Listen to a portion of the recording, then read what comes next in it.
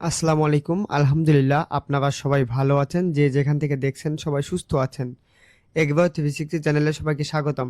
তো আমরা হচ্ছে যে গরুগুলো লালন পালন করি, এগুলোর যে গোবর হয় সেগুলো আমরা কি করি বা কি কাজে ব্যবহার করি আপনাদের সম্পূর্ণ ভিডিও জুড়ে দেখানোর চেষ্টা করব।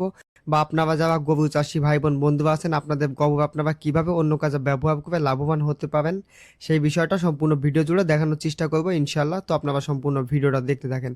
তো দেখেন আমরা কিন্তু গোয়ালে গোবর প্রতিদিন বের করে করে আমরা হচ্ছে গোয়ালের থেকে একটু দূরেই আর কি জমা করে রাখি। তো আমরা হচ্ছে আজকে সকাল সকাল সেই গোবরগুলো আর কি বস্তাবন্দি করে নিয়েছি। তো বস্তাবন্দি করে এগুলো হচ্ছে আমরা আমাদের মাছের ঘেরে নিয়ে যাব।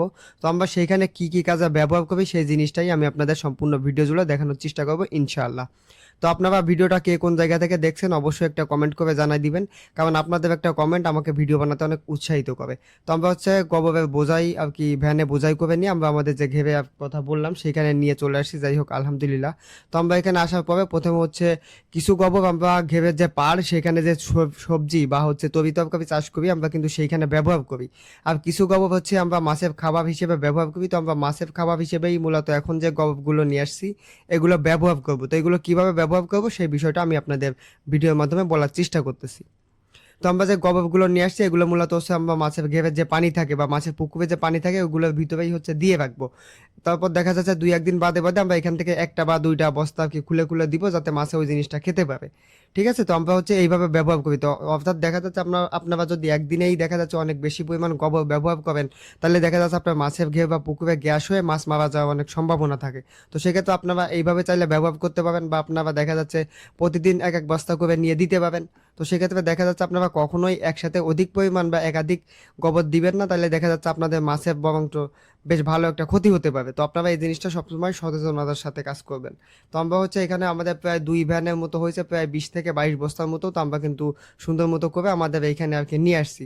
তো আসার পর হচ্ছে আব্বু ছিল, সাথে হচ্ছে ইজাহার ভাই ছিল, আর যে ভ্যানের যে ড্রাইভার উনি হচ্ছে তিনজনে মিলে আর কি সুন্দর মতো করে ধরে ধরে আর কি নামাই দিচ্ছিল। আমি হচ্ছে আর কি বস্তাগুলো টেনে টেনে আর কি ঘেবে পাড়ের ভিতরে আর কি নামাই নামাই ফেলতেছিলাম। আর কিছু গোবর আমরা হচ্ছে পাড়ে রেখে দিছি। তো আমাদের পাড়ে হচ্ছে বেগুন গাছ আছে, এর পাশাপাশি আমরা হচ্ছে অন্য কিছু সবজিও আছে যেগুলো গোড়ায় দেওয়ার জন্য রেখে দিছি।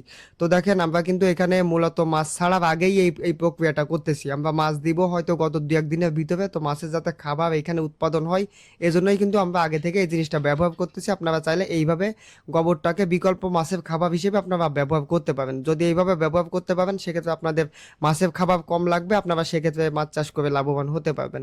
তো আজকে ভিডিও এই পর্যন্তই। যদি ভিডিওটা ভালো লাগে চ্যানেলটা সাবস্ক্রাইব করে পাশে থাকবেন। দেখা হচ্ছে অন্য কোনো ভিডিওতে। সবাই আমাদের জন্য দোয়া করবেন। ভালো থাকবেন, সুস্থ থাকবেন। আসসালামু আলাইকুম।